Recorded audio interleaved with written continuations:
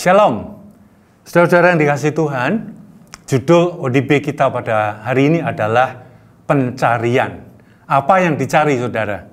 Nah, beberapa hamba Tuhan berkata bahwa tujuan hidup kita adalah memuliakan Tuhan dan menikmati Tuhan selama-lamanya. Saudara, memuliakan Tuhan saya bisa mengerti, walaupun sedikit.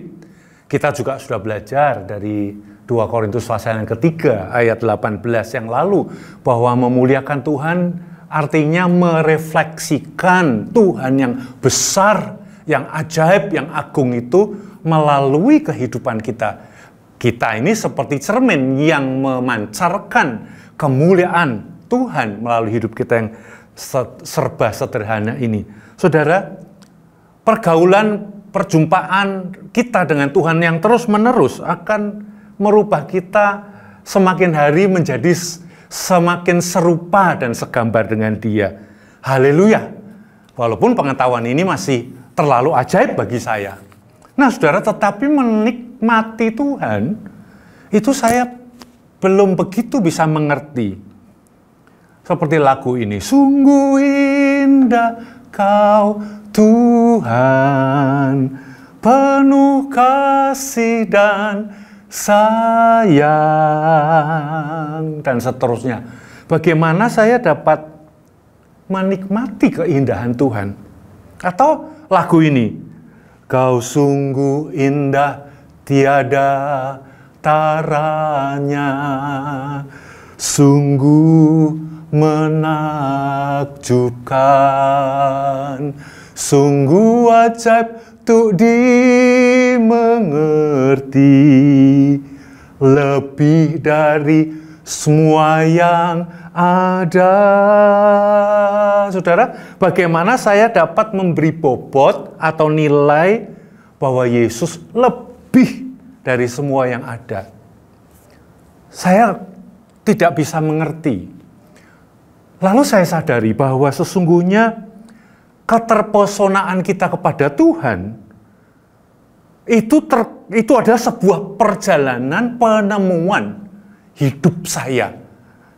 Saudara, sebuah penemuan dari pencarian, sebuah penemuan dari pewahyuan yang diberikan Tuhan kepada kita karena kerinduan dan kehausan kita kepada Dia.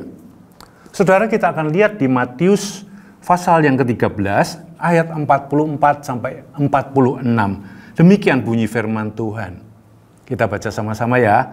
Hal kerajaan sorga itu seumpama harta yang terpendam di ladang, yang ditemukan orang lalu dipendamnya lagi.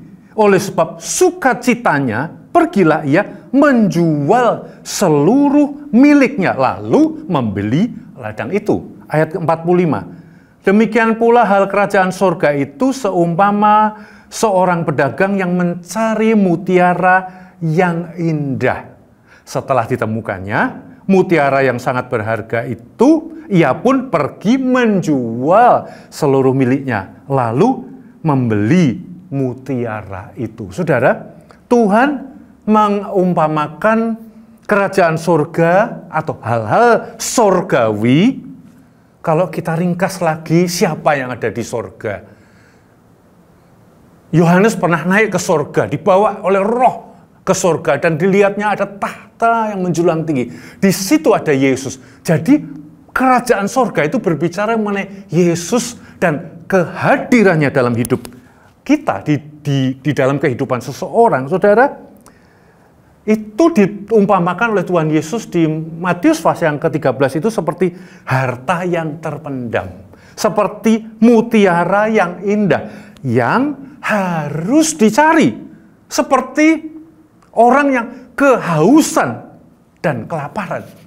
Saudara, sekali lagi saya ulangi, oleh Tuhan Yesus di Matius 13, hal kerajaan sorga itu adalah seperti mutiara atau harta yang terpendam yang harus dicari dengan kehausan dan kelaparan akan hal tersebut, hal surgawi tersebut.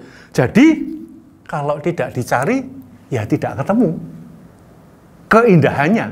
Kalau kita biasa-biasa saja dalam hidup kekristenan kita, tidak hidup dengan pencarian dan kehausan dan kelaparan akan Tuhan, ya tidak ketemu.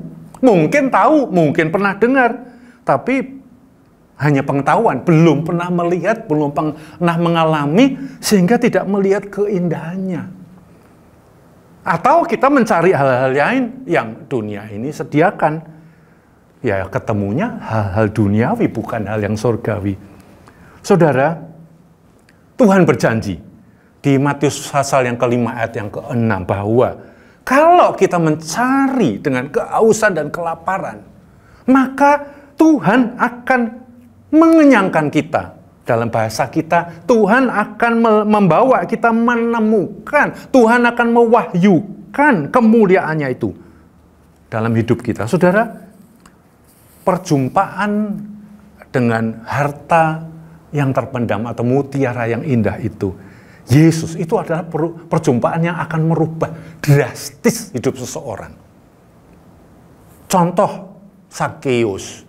Waktu dia berjumpa dengan Tuhan, di Lukas yang pasal yang ke-19 dia berkata, setengah dari hartaku akan kuberikan kepada orang miskin. Kalau ada yang aku pernah menipu dia, aku akan ganti 4 kali lipat. Saudara, ini drastis. Paulus di dalam Filipi berkata, apa yang dulu aku anggap berharga, sekarang menjadi seperti sampah di hadapan Tuhan yang besar itu. Saudara, inilah yang merupakan perjalanan penemuan seseorang yang haus dan lapar akan Tuhan. Saudaraku, kita mendengar cerita Asbury, ada revival kebangkitan rohani di sana. Bagi saya, Tuhan seperti sedang memberitahukan kepada gerejanya bahwa dia rindu melawat umatnya. Dia rindu berada di tengah-tengah umatnya senantiasa. Saya mendorong kita semua jemaat KH, mari cari Tuhan dengan kehausan dan kelaparan. Cari keindahannya, kemuliaannya. Dalam doa pagi, dalam doa malam, dalam doa keluarga, dalam doa pribadi, dalam doa M3, bahkan ibadah minggu, hati kita dipenuhi dengan kehausan dan kelaparan akan Tuhan. Sebab harta terpendam dan mutiara yang indah itu hanya bisa didapat dan ditemukan pada saat kita mencari. Saudara, doa kami, KH dilawat Tuhan. Dan jemaat KH menemukan keindahan Tuhan. Dan menikmati Tuhan yang dikasihinya dan mengasihi kita. Mari kita berjalan bersama-sama, mengejar, mencari, sampai mendapatkan. Amin. Tuhan memberkati.